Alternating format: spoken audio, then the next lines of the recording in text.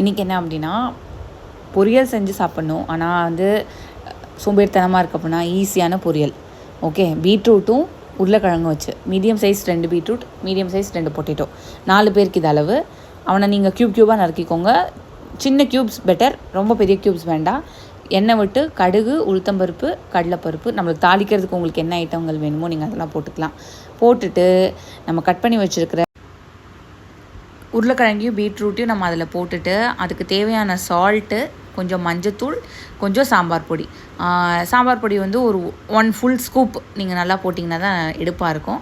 போட்டுட்டு அவனை வந்து நீங்கள் லைட்டாக தண்ணி தெளிச்சுட்டு அப்படி குக்கரை மூடி சிம்மில் போட்டிங்கன்னா 10 மினிட்ஸ் விசில் வந்தாலும் சரி, வரலைனாலும் சரி. விசில் வந்துருச்சுன்னா ஓகே.